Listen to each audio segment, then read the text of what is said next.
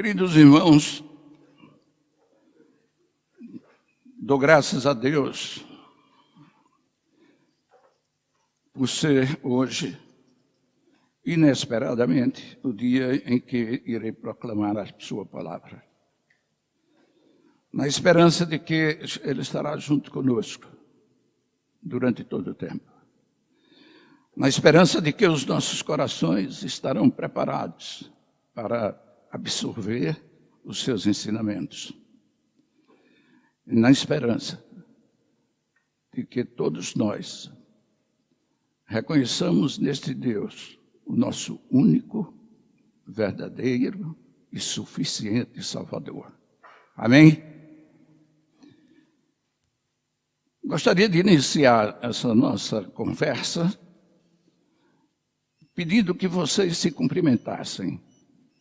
Viemos de partes diferentes, digamos, o amor que sentimos um pelo outro, que o nosso irmão Romualdo há pouco nos disse isso, que coisa bela. Pode sair dos seus lugares, pode sair, pode conversar. Agradeçam a Deus pelo dia que Ele está nos dando hoje, pela alegria de compartilharmos este momento.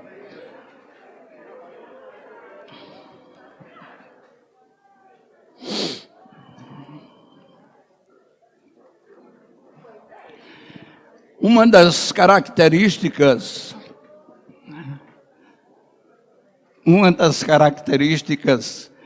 que a Bíblia nos revela do cristão é a alegria que eles sentiam quando estavam juntos. Uma alegria que foi inaugurada, vamos dizer assim, no dia de Pentecostes, né? Quando o Espírito Santo desceu sobre todos aqueles nossos irmãos que ali estavam, e que eles começaram a louvar a Deus, a cantar, a gritar, a ponto de quem está fora comentar que eles estavam bêbados. E de fato estavam, mas estavam bêbados em santidade, bêbados pela ação do Espírito Santo. O tema que nós vamos abordar é um tema desafiante, é um tema para homens de fé. E quando eu digo homens de fé, obviamente eu incluo as mulheres também, as crianças, os jovens, os adolescentes, as pessoas de fé, que querem servir a Deus, ou devem servir a Deus como Ele pede, manda, aliás, sem restrições. Durante a leitura da Bíblia, em algumas passagens da Bíblia, a gente vê que muitos daqueles que são hoje nossos mestres, nossos ensinadores, que estão na Bíblia, fizeram restrições para obedecer a Deus. Semana passada, o pastor Assis nos apresentou Moisés e relatou quantas vezes Moisés insistiu com Deus que não seria capaz de fazer o que Deus estava ordenando. Temos o exemplo de Jonas, que Deus mandou que fosse a Nínive para salvar aquela população grande. E Jonas disse, não vou, porque aquele povo é belicoso, é perigoso, vai me matar. E foi exatamente para o lado contrário, Tarsis. Pôs restrição à vontade de Deus, mas Deus foi lá e fez ele cumprir a missão. Nós temos vários exemplos. Jeremias, o profeta chorão, conhecido como profeta chorão. Jeremias, quando foi convidado por Deus para ser profeta, disse, Senhor, o que é que eu posso falar se não passo de uma criança? Ele estava com medo também. E foi preciso que Deus tocasse com o dedo. Olha que coisa maravilhosa. Deus tocou em sua boca. e disse: tudo o que você falar, falará pela minha boca. Glória a Deus. Glória a Deus. Vamos dar um glória gostoso a esse Deus. Amém. Isso tem acontecido conosco. A mesma coisa. Em algum momento da nossa vida, a gente vira as costas para o que Deus pede. Não é reclamação, não é reprimenda, mas nós temos 96 membros ativos dentro dessa igreja e convidamos para fazer uma caminhada de evangelização e apenas 15 disseram sim. Foram restrições com relação aos outros. Restrições justificáveis às vezes não. Não importa. Cada um responderá perante si mesmo, junto de Deus. Aqueles que podem, que querem atender a Deus, independentemente de suas próprias fraquezas, sabendo que a sua força está nele, que o façam, como nós fazemos, amém. Como neste momento está fazendo o nosso pastor, por quem peço a Deus que ilumine nessas palavras que ele está levando aos nossos irmãos de outra igreja. Bem, a nossa conversa, eu poderia extrair da Bíblia vários personagens para mostrar a fidelidade com que eles atenderam a Deus. Mas sempre me chamou a atenção uma pessoa em especial, que eu reputo das mais importantes para o nosso plano de salvação, para o plano que Deus tem de salvação para cada um de nós, que os evangélicos esquecem, e os evangelhos sinóticos, somente neles fazem referência, e que se não fosse essa pessoa, nós não teríamos o nosso Salvador. A menos que Deus, na sua misericórdia, levantasse outra pessoa para fazer a missão. Quero começar a nossa conversa trazendo uma profecia de Isaías, que está lá no capítulo 7, não precisam abrir. No capítulo 7, verso 14. Numa das disputas, em meio a uma crise, o rei Acaz, Isaías profetizou: pois o Senhor Deus te dará um sinal. A virgem dará à luz a um filho, e lhe porás o nome de Emanuel. 700 anos antes de Jesus nascer. 700 anos. Olha a grandeza do nosso Deus. Este mesmo pronunciamento divino é repetido em Mateus 1:21, numa das visitas que José, que é o nosso personagem central, a quem me refiro, recebeu de um anjo. Eu queria começar com o exemplo de Maria. E vou ler para vocês, se me permitem, o texto de Lucas, capítulo 1. Vou resumir toda a história, porque o crente conhece como se procedeu esse diálogo entre Maria e o anjo, que Maria foi a virgem escolhida para que viesse o Salvador, e Maria disse ao anjo, ao final: eis aqui a serva do Senhor, faça-se em mim conforme a sua vontade. Desnecessário dizer a vocês que servo é aquele que serve, e servir é o tema da nossa conversa de hoje. Como servir a Deus sem restrições. E nós sabemos que Maria não fez nenhuma restrição. Apenas quis saber, por natureza, como que ela poderia dar à luz se não tinha conhecido nenhum homem. Então lhe foi revelado que aquele filho seria fruto do Espírito Santo. E o que Maria fez? Prontamente, sem restrição, sem nenhum obstáculo, se colocou dentro da vontade de Deus. E um detalhe muito importante, que eu vou trazer para os nossos irmãos, que está no livro de Deuteronômio, no capítulo 22, de 20 a 21, que diz exatamente o que é que acontece no caso de uma virgem não casada engravidar.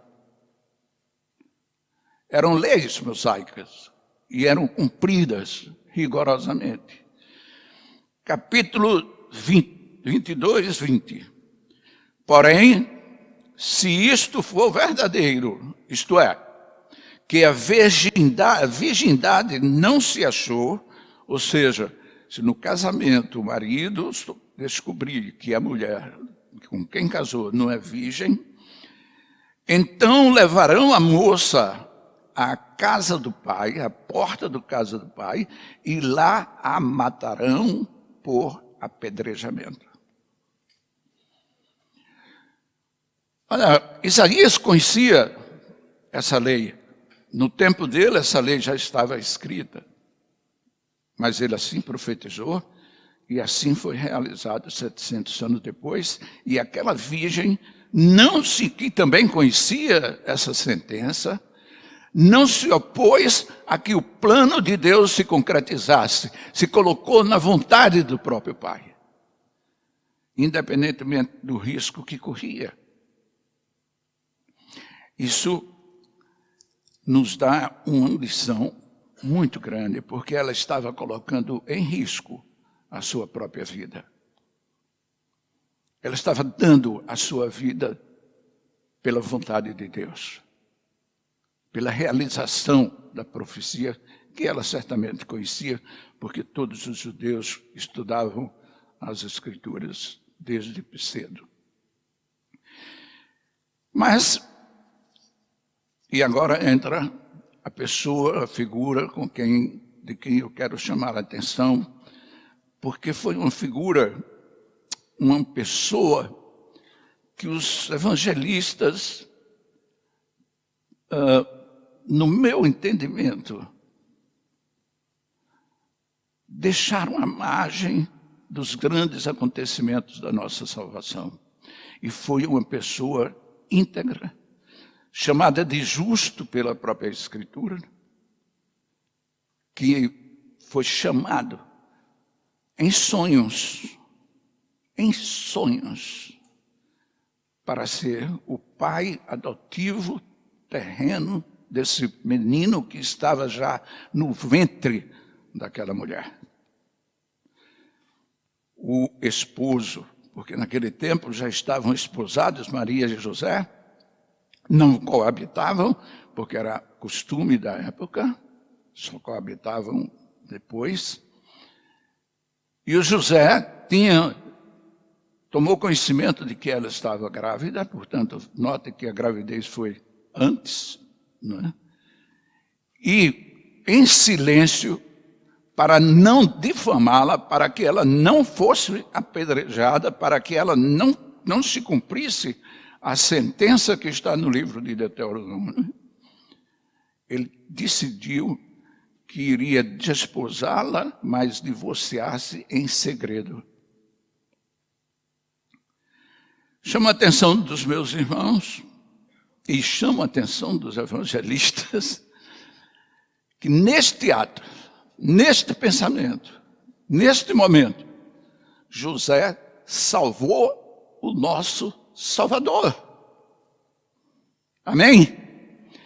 Ele não permitiu que Maria fosse apedrejada, e que certamente aconteceria com a sua morte, levaria o Salvador que nela habitava. A importância de José nessa história, na história da salvação, não se pode esquecer, é inesquecível.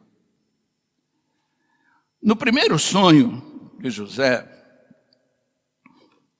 a primeira revelação que José teve, que está no Evangelho de Mateus, eu me centrei muito no Evangelho de Mateus, que é o mais detalhado dessa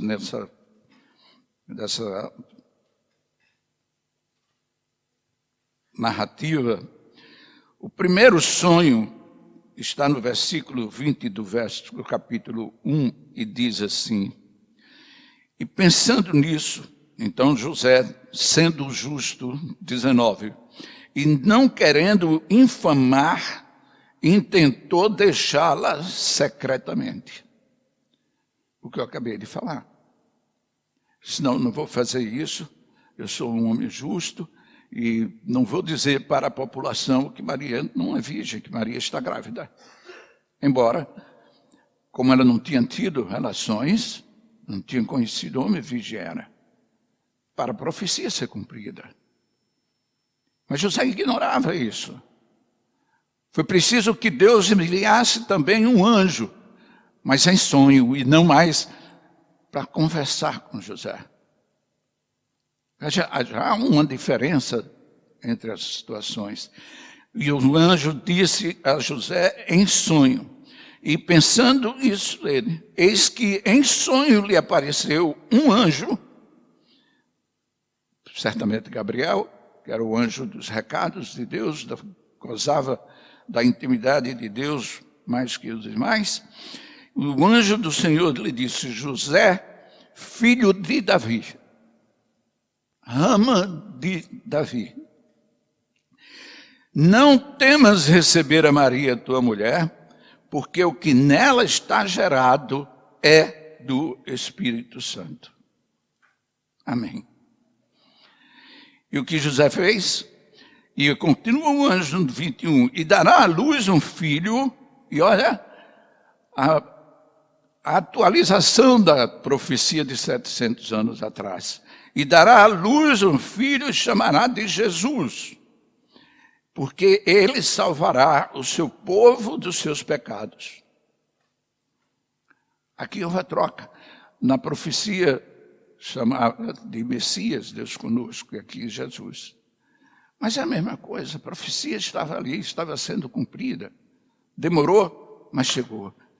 Quantas vezes nós temos pressa de que as promessas de Deus sejam cumpridas na nossa vida? Outro dia eu conversava com um irmão, a palavra diz, o tempo de Deus é o tempo de Deus. Um dia é como 1000 dias é como um. Nós não podemos datar, não podemos fixar o tempo que Deus deve fazer a graça na nossa vida.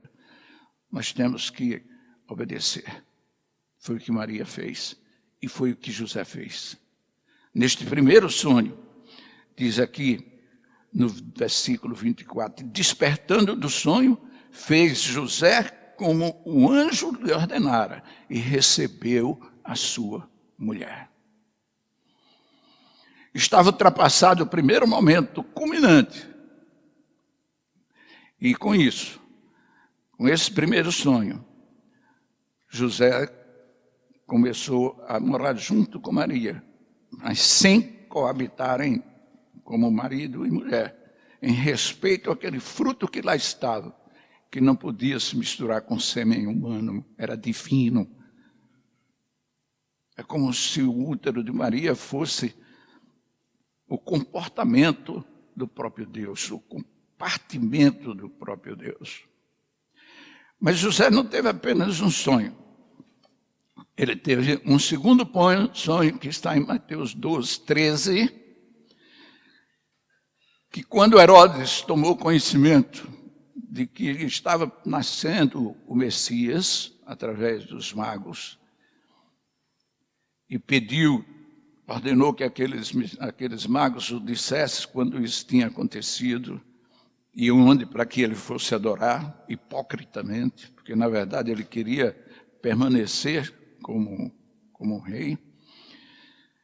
O anjo novamente, também em sonho, foi a José e disse assim: e tendo eles se retirado, eis que o anjo, olha aqui, o anjo, e não um anjo específico, o anjo do Senhor, apareceu a José num sonho, dizendo: levanta-te, toma o menino e a sua mãe, e foge para o Egito, e fica lá até que eu lhe avise. Neste ponto tem duas coisas. Olha, a Bíblia para mim às vezes parece um lago calmo, sereno, cuja lâmina d'água está parada, nela refletindo as palavras da Bíblia. E muitas vezes nos convida a penetrar nessas águas até a sua profundidade, para descobrirmos as minúcias dos fatos, o que Deus realmente revela através desses fatos. Neste momento, nesse segundo sonho, o anjo diz: peguem o menino e a mãe. A criança já existia, o Deus vivo já existia. E eu pergunto aos meus irmãos, só estavam Maria e José naquela estribaria. Quem foi, quais mãos foram as primeiras mãos a segurarem Deus?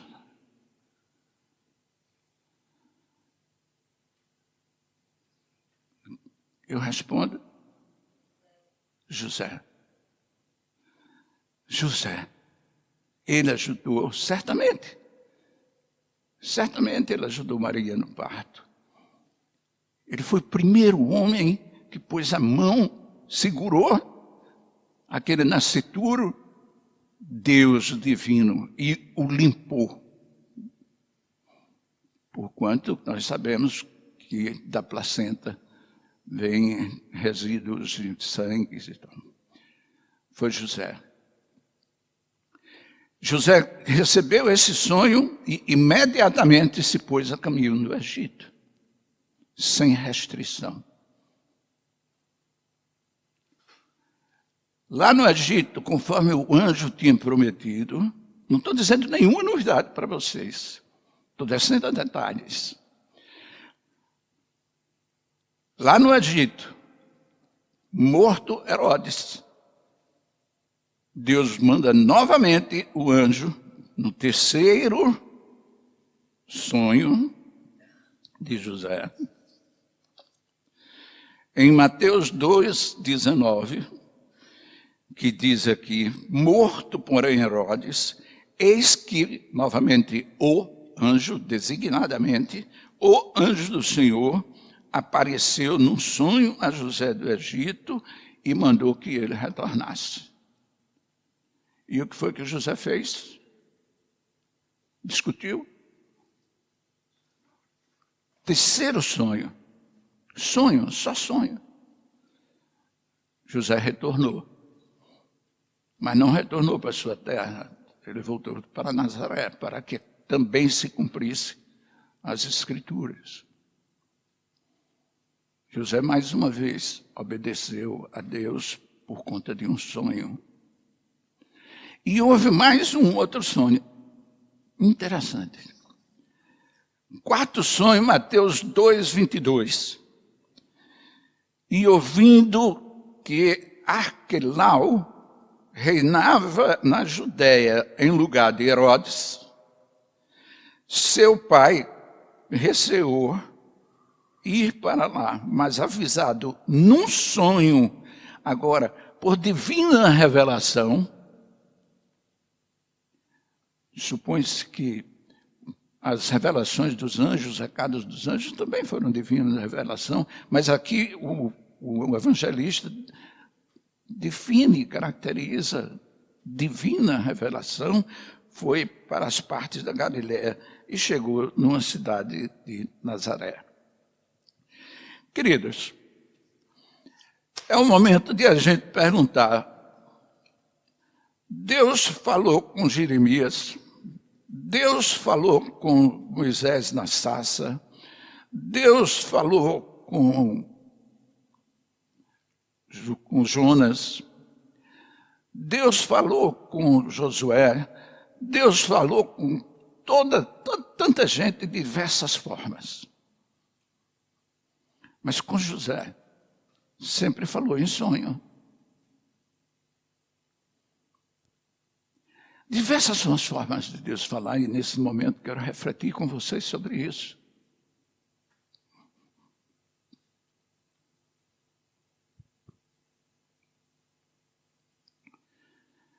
Você já falou com Deus? Ou Deus já falou com você? Não precisa responder. Eu sei que sim. Eu sei que todos nós já ouvimos a Deus.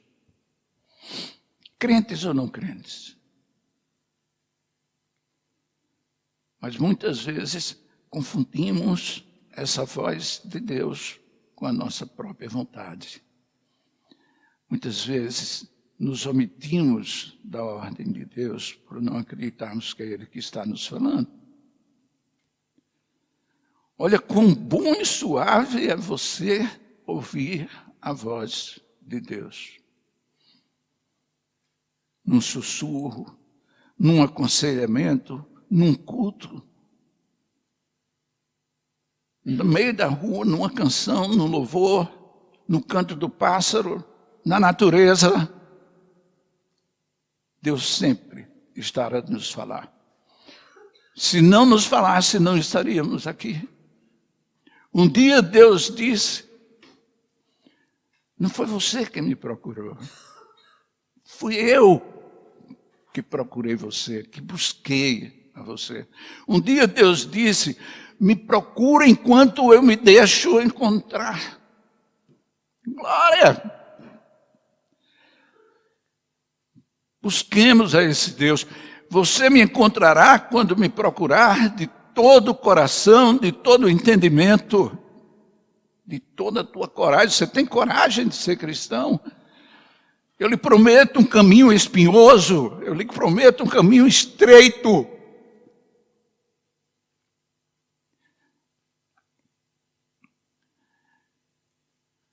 Acho que foi fácil para José sair de um lugar para o outro, para o Egito, voltar fugindo, calado. Sempre calado. E eu vou entrar nos detalhes da alma de José. Primeira coisa que eu gostaria de mostrar para vocês é a misericórdia que havia no coração de José. A Bíblia diz que o José era justo. Naquele tempo, chamar uma pessoa de justo era uma coisa sagrada, uma coisa difícil. Porque ser justo naquele tempo era ser impecável, cumpridor de todas as obrigações da lei mosaica. E Moisés foi misericordioso com Maria. Nós sabemos que naquele tempo os casamentos eram arranjados. Fulano vai casar com Beltrano. O sentimento de amor era uma coisa que ficava em segundo plano. Mas José foi misericordioso com Maria quando recebeu Maria como esposa. E Jesus nos diz no Sermão da Montanha, se não me engano, capítulo 5 de Mateus, sejam os misericordiosos, porque encontrará misericórdia. José também era obediente. Obedeceu a Deus sem nada perguntar. Redimiu a sua própria vida porque um anjo lhe havia falado. E não uma pessoa. E não qualquer outra coisa, qualquer outro elemento. Um anjo havia lhe falado em sonho. Ele não ouviu em sonho. E obedeceu. Não pôs restrição. Fechou sua vida nesse sentido. Vou cumprir a vontade de Deus, assim como Maria. Seja feita em mim a vontade do Senhor. Ele não falou, mas agiu. E é o que nós precisamos fazer. Não se prega apenas com a palavra, se prega muito mais com o exemplo de vida. Se prega muito mais com respeito à palavra de Deus. Uma outra coisa que nós podemos observar no caráter de José é que ele era um homem humilde. Humilde, não há nenhum registro de que ele tenha se vangloriado por haver atendido a vontade de Deus. Ou por ser aquele, o próprio Deus, que ele estava ajudando a criar. A Bíblia simplesmente esquece o José. Narra esses 4 fatos. E além desses 4, apenas mais um. Quando Jesus, aos 12 anos, foi por eles procurados no templo depois da festa. E a partir daí, não se fala mais na presença de José. O João faz algumas referências ao nome dele e a fato deles, mas não mais a presença deles. Neste ponto, eu até gostaria de fazer um parêntese. Não há nenhuma anotação, nenhum fundamento, apenas alguns textos apócrifos que relatam sobre a morte de José, a idade, em que tempo que José morreu, tal o obscurecimento com que ele foi tratado nas Escrituras. O certo é que uns dizem que já na festa de Canaã, José já estava morto, porque Maria apareceu sozinha. Mas, sem dúvida alguma, na crucificação de Jesus Cristo, ele estava morto já. Porque nenhum pai deixaria um filho passar por aquele momento sem estar presente. Uma outra coisa que nós podemos ver nas características de José é que ele era uma pessoa calada, introspectiva. Ele não precisava sair falando para poder dizer alguma coisa que ele tinha feito na vontade de Deus. A Bíblia não registra. Não há nenhum registro de uma só letra, eu não digo nem palavra, pronunciada por José. Não há. Depois disso, nós podemos dizer que ele foi fiel. Ele foi fiel. O tempo que ele passou, seja quanto tempo foi, ele foi fiel ao que Deus pediu, mandou que ele fizesse. Nunca revelou nada a ninguém. Não há registros sobre isso, portanto, posso assegurar que ele nunca revelou nada a ninguém, e que Jesus não era filho natural dele. Isso era fidelidade à palavra de Deus. Todas essas coisas, meu irmão, que eu estou colocando, são, a bem dizer, coisas que nós devemos ter e fazer. José foi pai, eu coloquei entre parênteses, adotivo, porque realmente é isso, exemplar. Exemplar.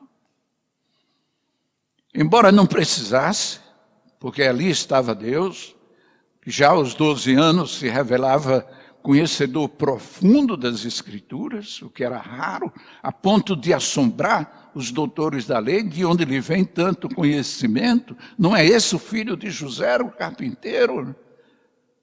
Como se José fosse um homem de classe baixa. José foi um pai exemplar, ele ensinava. Eu imagino quantas vezes José deve ter feito o asseio de Jesus.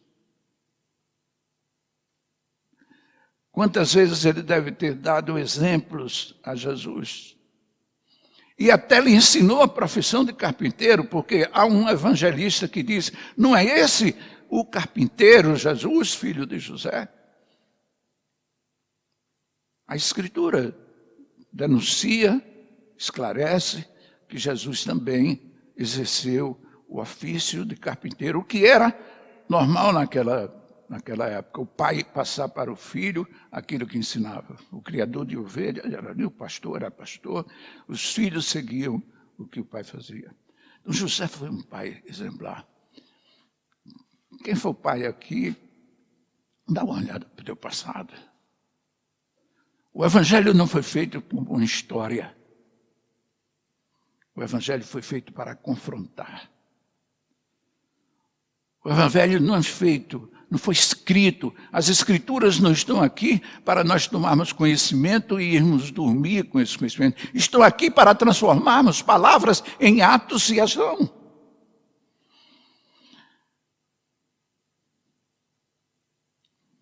As nossas vidas, diz Jesus, devem ser iguais a dele.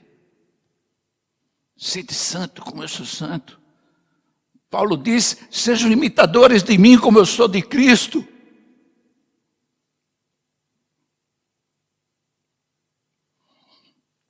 De que adianta termos conhecimento? De que adianta falarmos de um modo e agirmos diferentemente? Quem assiste as duas coisas acreditaria mais em quê? Só na nossa hipocrisia. Há um ditado que diz, faça o que eu digo, não faça o que eu faço. Isso é uma das coisas mais erradas do mundo. Faça o que eu faço. Siga os caminhos de Jesus.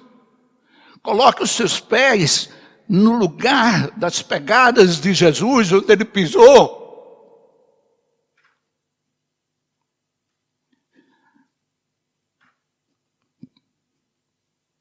Seja exemplo.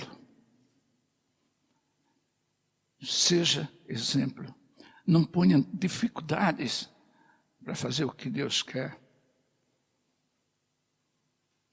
Seja o que for. Há pouco, o irmão Romualdo falou em dar a vida pelo seu irmão. Está na palavra. E perguntou, quem dá a vida pelo seu irmão? Eu repito essa pergunta, levem com vocês. Eu serei capaz de dar minha vida pelo meu irmão? E seu irmão não sou eu. Não é o seu irmão consanguíneo. Seu irmão são esses visitantes que chegaram aqui, que nós não conhecemos, que tivemos a felicidade de conhecer agora. Seu irmão é aquele que você não conhece, é o pedinte da rua, é aquele que dorme na calçada na noite porque não tem um abrigo. Seu irmão é o Jesus que habita em cada ser vivo que está nessa terra. Este é o seu irmão. Me lembro agora e me vem a lembrança quando perguntaram a Jesus qual é o maior mandamento. Jesus disse, o maior mandamento é que você ame a Deus com toda a sua força, toda a coragem, todo o teu entendimento. Perguntaram a ele o maior, maior.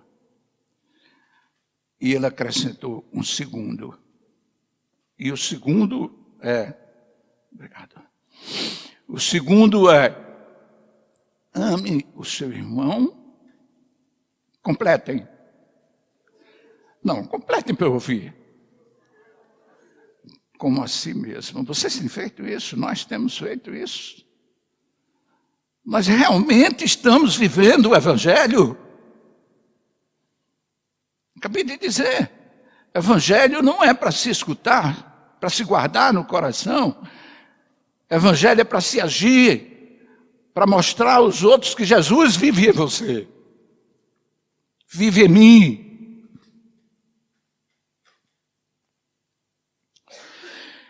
Vamos prosseguir.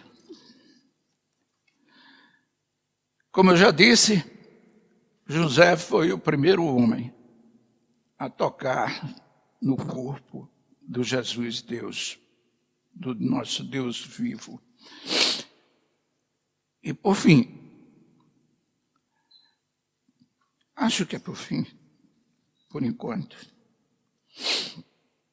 para falar das qualidades de José que não foram relatadas na Bíblia, que você foi buscar lá na profundeza do lago sereno, está o fato de que ele salvou Jesus Cristo, nosso Salvador, por 2 vezes. Quem pode me dizer? A primeira eu já disse. Quem pode me dizer a segunda? Eu estou escutando murmúrio, pode falar alto.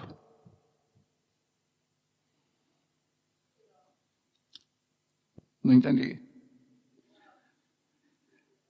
No dia que ele levou o menino e a mãe para o Egito, ele salvou mais uma vez o nosso Salvador. Tivesse ficado, Herodes teria mandado matar. Por 2 vezes esse homem, obscurecido dos evangelhos, nos legou, permitiu a oportunidade de mais de 2000 anos depois, nós aqui estivéssemos para adorá-lo, para amá-lo, para glorificá-lo, para dizer a ele que nós pertencemos a ele. Amém? Dá um amém forte, gente. Amém. Sabe o que significa amém? Assim seja. Assim seja. Que nós sejamos de Deus. Que nós ajamos como Deus. Jesus nos disse, aquele que guardar a minha palavra, o Pai o amará. E eu e o Pai, nele faremos morada. Oh, glória! Oh, glória! Neste ponto você está com Deus Pai e Deus Filho dentro do seu coração. Mas eu vou acrescentar a Trindade. Paulo diz, vocês não sabem que o Espírito de Deus habita no seu coração? Alguém está mentindo? Jesus mente? Paulo mente? Esse livro é mentiroso? Então nós somos templos da Trindade. Nós representamos essa Trindade. E temos que honrar essa Trindade. Nós temos que sermos fiéis aos mandamentos de Deus. Custa? Ótimo que custe. As coisas fáceis não foram feitas para os cristãos, nem para os fortes. As coisas fáceis foram feitas para o mundo e para os fracos. E o cristão não é fraco. Porque quando ele é fraco, a força de Deus está nele. Porque quando eu sou fraco, Deus está comigo, como está agora. Como está com cada um de vocês. Como está com cada um de vocês, meus irmãos que estão em casa. Não falo apenas para essa igreja, falo para você também. Vamos, então, para o nosso tema.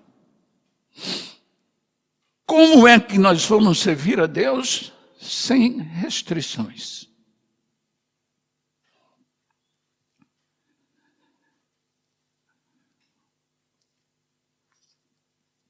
Como servir a Deus sem restrições? Ouvindo a Deus, como José ouviu.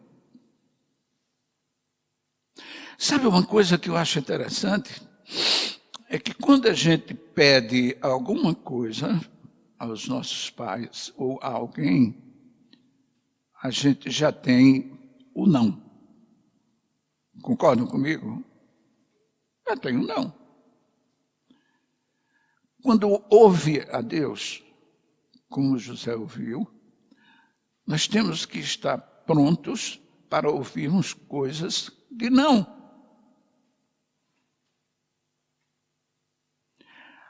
Um dia eu escutei uma pregação interessante sobre o não. E ele disse, a Bíblia começa com um não.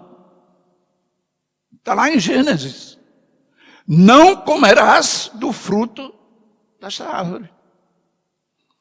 Não matarás. Não roubarás. Não cometerás adultério. E não. Deus não é só sim.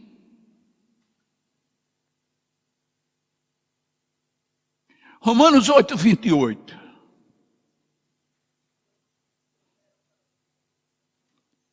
Há uma palavra que a minha irmã deixou de falar.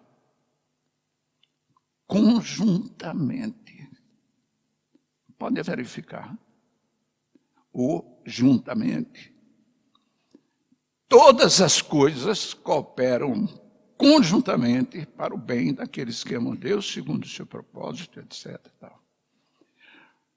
Todas. É como se você fizesse um círculo fechado. E tudo que está aqui dentro coopera para a sua vida, para o seu bem, se é que você ama Deus. Se você não ama Deus, aí o mundo está aí para lhe ensinar. Agora, como é que eu ouço a Deus? Como é que eu posso ouvir a Deus? Silenciando. Não no silêncio sepulcral do meu quarto fechado, mas silenciando os meus pensamentos, silenciando o meu coração, silenciando os meus medos, silenciando as minhas dúvidas, silenciando o mundo que insiste em me separar de Deus. Aí eu ouço a voz de Deus.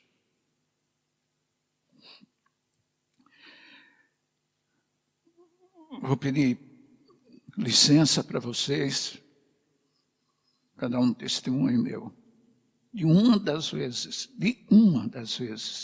que Deus me permitiu ouvi-lo. Em oração matinal, na minha empresa, uma voz disse para mim, saia daqui. Deus disse para mim, sai daqui. Aquela voz macia, tranquila, gostosa. E eu disse, isso é a imaginação, e continuei orando. Estava lendo a Bíblia. E novamente, saia daqui. Aí eu parei. E perguntei, Senhor, você está falando comigo? E a resposta foi, saia daqui. É pensamento meu? É loucura minha? Que seja, que loucura de Deus, é sabedoria. O fato é que eu saí, eu desci. E a minha empresa cresceu como nunca. Fui para um lugar pior, mais mal localizado. E a empresa cresceu. A graça me veio. Pela obediência, por ter ouvido, por ter feito a vontade de Deus. Não sei por que ele disse, saia daqui. Certamente pelas coisas erradas que fazia lá, era uma empresa. E toda empresa, todo empresário, objetivo é lucro, e muitas vezes com alguns desvios. E ainda que cristão, eu me submeti a isso, confesso. E é como se Deus dissesse assim, vou lhe purificar, saia desse lugar, esse lugar está contaminado com seus pecados. E eu fui. Eu tinha um outro prédio e fui lá no outro prédio. No mesmo dia, na mesma hora, quando os funcionários chegaram, nesse momento eu estava sozinho ainda, quando os funcionários chegaram, eu peguei meu carro e fui no outro prédio meu, que também eu perguntei para ele, você quer que eu vá para Eliseu Teixeira? E ele respondeu, pode pegar, no Evangelho, Javé chama, que quer dizer, o Senhor está ali. O que você faria no seu lugar? Você como cristão, você que se diz cristão, que tem coragem de se colocar ao pé de Jesus, de escutar Jesus, teria coragem de desobedecer?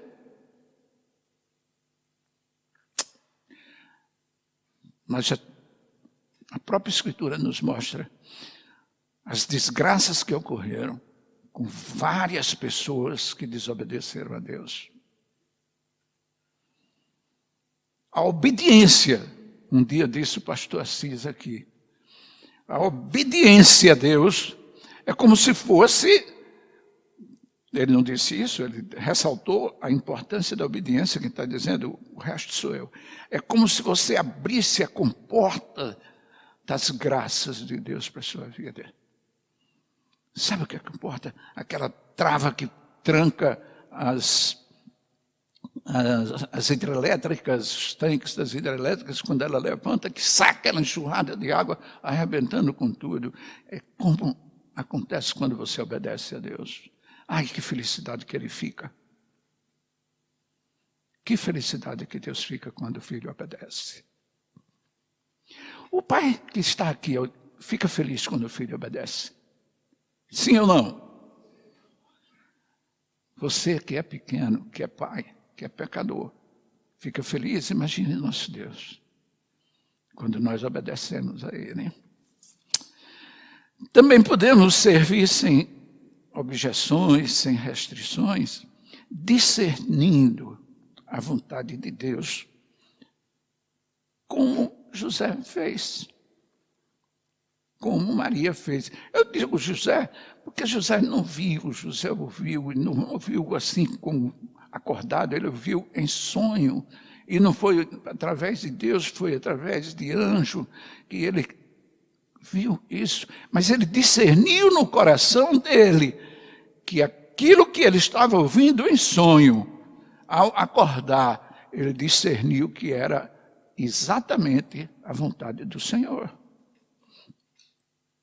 Esse dom do discernimento, que Paulo fala muito mesmo em Coríntios, e a Bíblia está cheia dessa palavra, pode colocar na sua aplicação de pesquisa, é muito importante na vida de nós cristãos.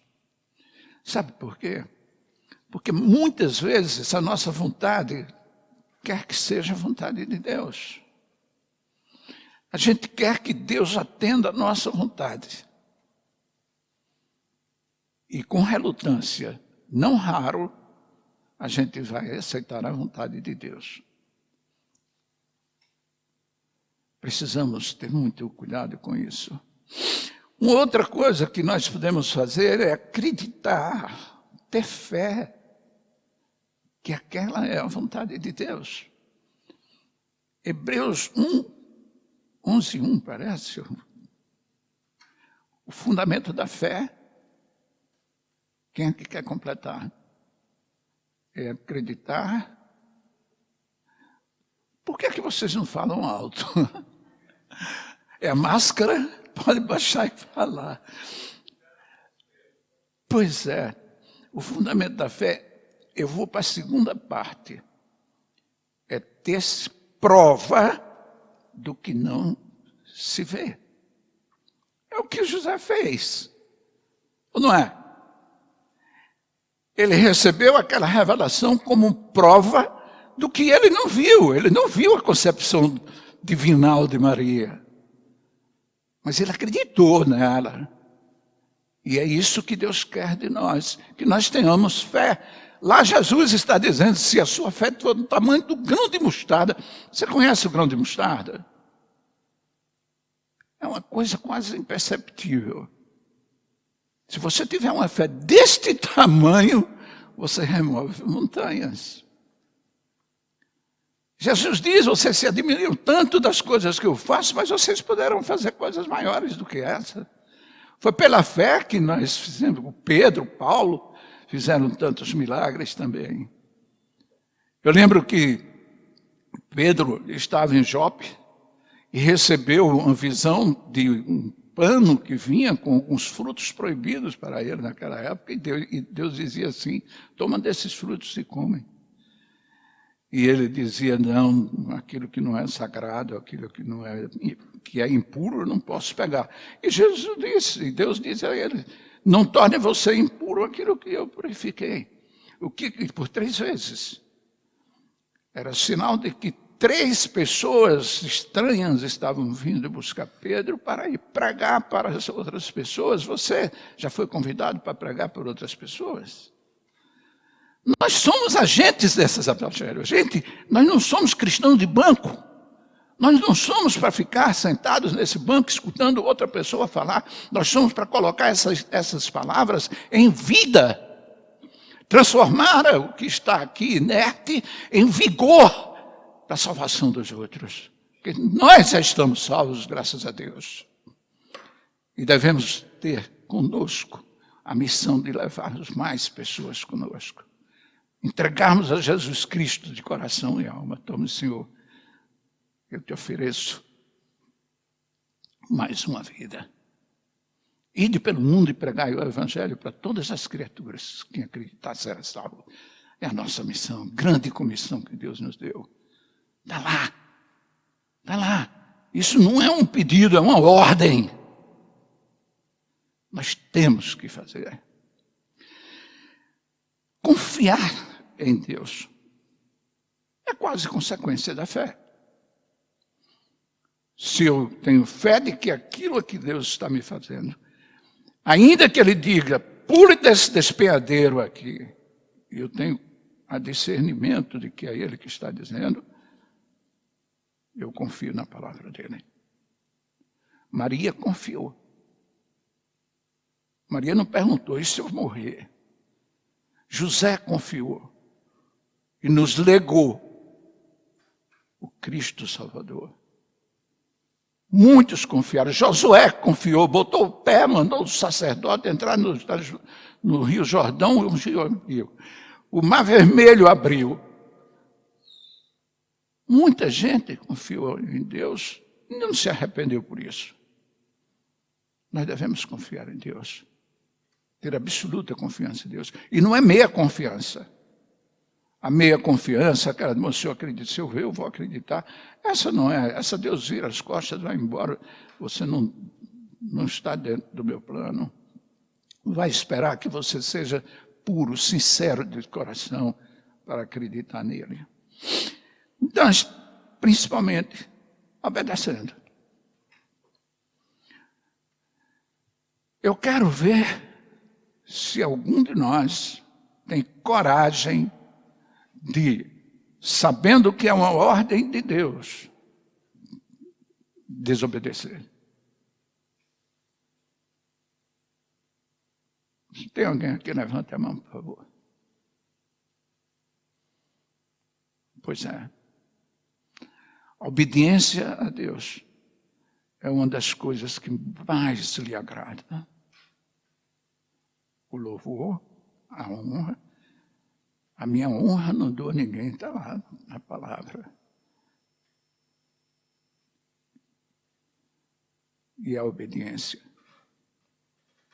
Às vezes nos custa caro obedecer a Deus, mas é saboroso saber que nós somos fiéis à palavra dEle, e ao desejo dEle.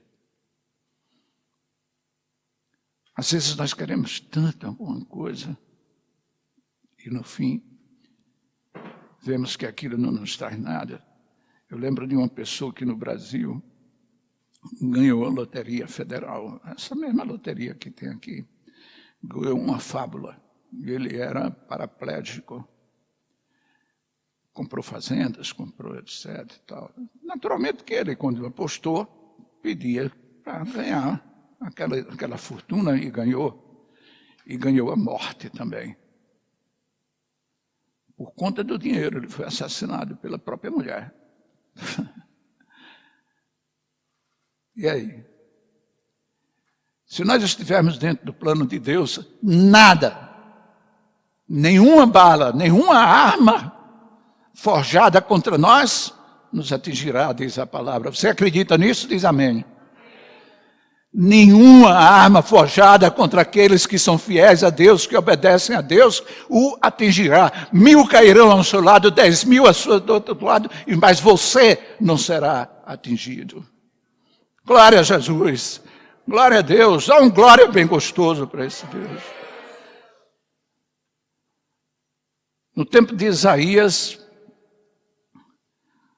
o rei Ezequias estava sendo ameaçado, sitiado pelo rei. Pastor, me ajuda aí. Senaqueribe. O rei Senaqueribe já tinha dominado várias das tribos judaias e estava na porta de Jerusalém sitiando, com um tremendo de um exército. E Deus disse: nenhuma seta dele passará por essa muralha, nenhuma lança lhe atingirá. Ezequias, tremendo de medo, não tinha como resistir àquele ataque. E pelo caminho que ele veio, voltará. No dia seguinte, estavam 185.000 soldados de Senaqueribe mortos. Mortos durante a noite. Mortos pela ação de Deus, pelo estalo de Deus, pela vontade de Deus. O nosso Deus é o Deus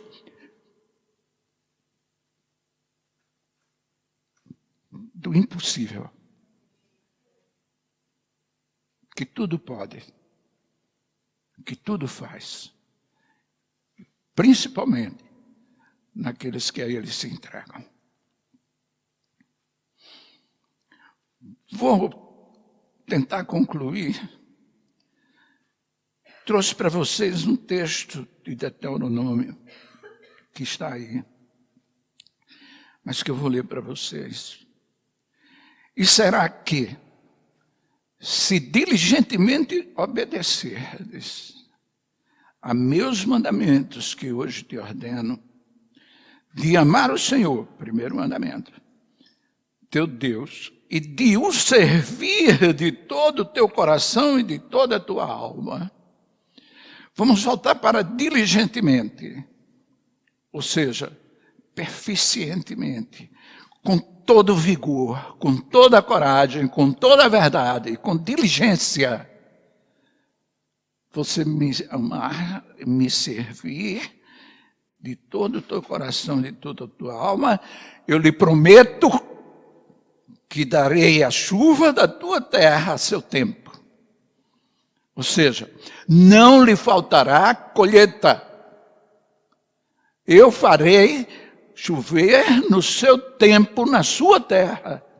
E não só no seu tempo, ele continua dizendo, no temporã e na serôdia, que são fora do tempo da colheita.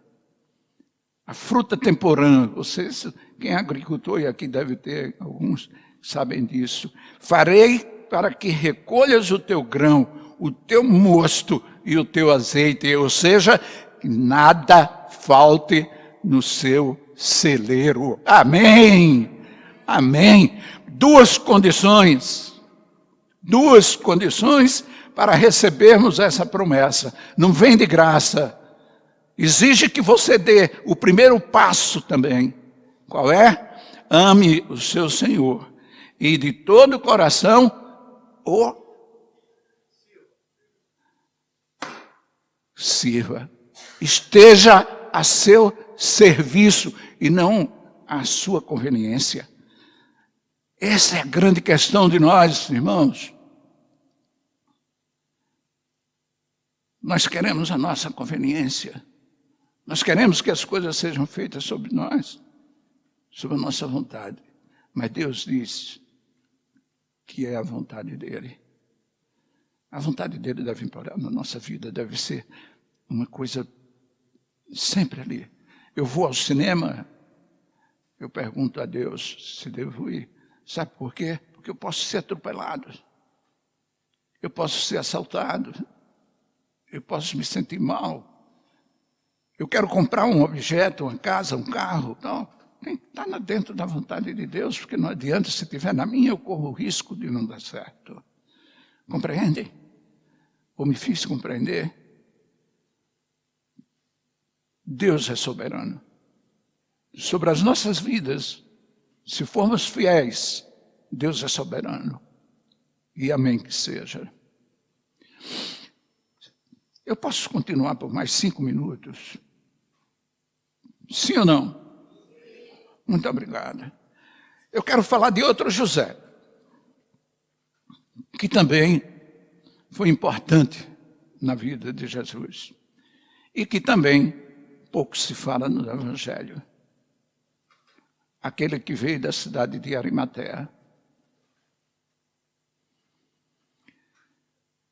Um evangelista diz que ele era um senador romano, o que é incompatível com o que outro evangelista diz que ele era um membro do Sinédrio.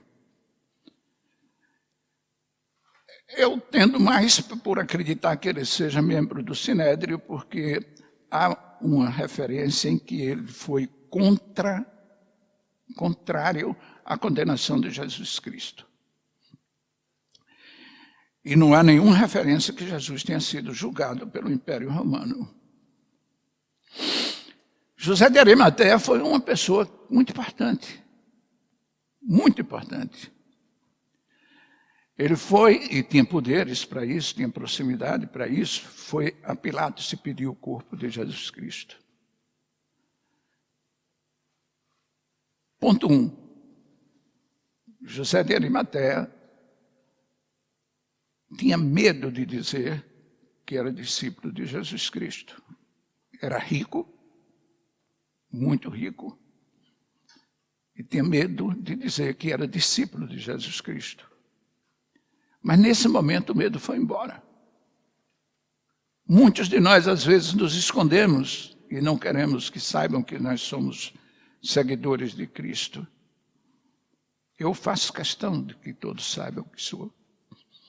E vocês, muitos de vocês que eu conheço também fazem.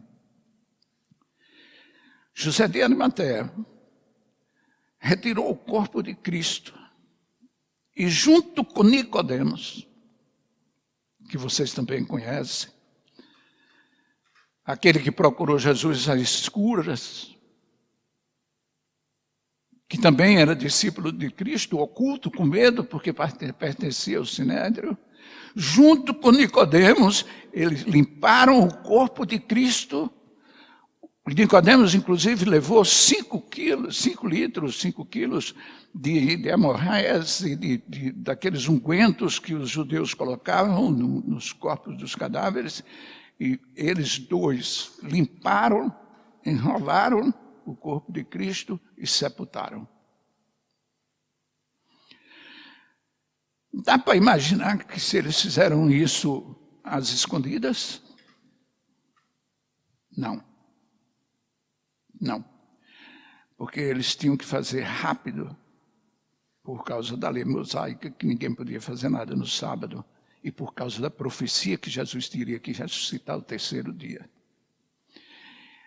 Então, às 3 da tarde, aproximadamente, depois das 3 da tarde, eles conseguiram tirar o corpo de Cristo, que deve ter dado muito trabalho, limparam o corpo de Cristo, enrolaram e sepultaram na frente de todos os que estavam ali. Deram testemunho da fé. Se antes, covardemente ou por conveniência, não posso julgar, Eles não se apresentavam como seguidores de Cristo naquele momento. Eles deram testemunho da fé. Um José trouxe Deus à vida com o seu consentimento, com sua obediência. Um outro, mesmo José,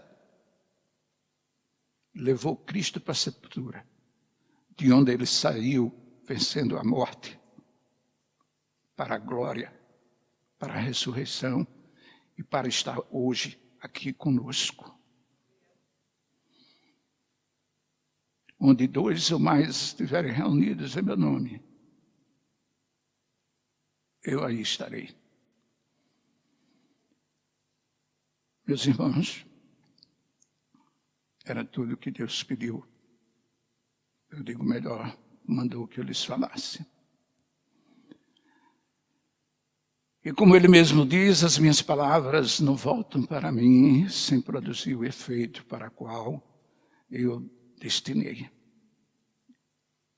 E só Deus sabe o que elas produziram nos que aqui estão e nos que estão em suas casas. Mas eu não posso encerrar, não posso concluir, sem perguntar aos meus irmãos, quem já entregou a sua vida a Jesus Cristo, seu único e suficiente Salvador? Levante a mão. Todos os que já fizeram isso. E eu pergunto àqueles que ainda não tomaram essa decisão, já pensaram em fazê-la? Já pensaram em que este Senhor, que ninguém vê, que ninguém sabe onde é que está, faz tanto milagre como os que foram relatados aqui? E tantos outros que estão na Bíblia,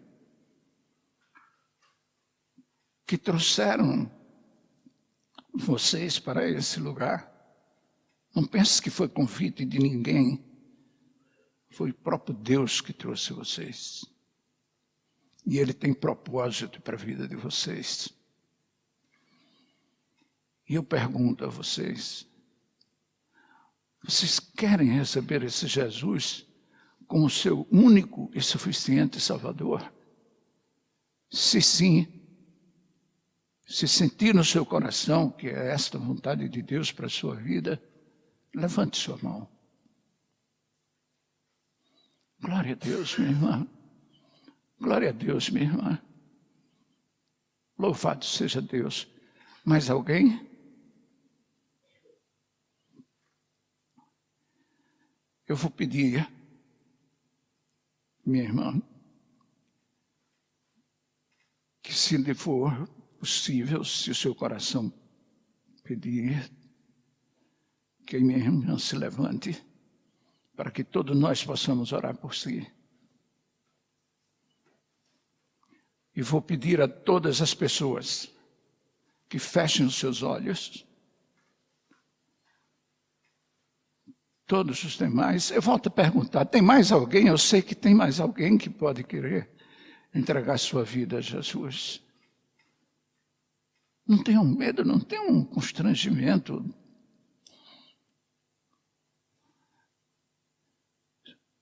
Oremos pela nossa irmã. Seu nome, irmã? Perdão.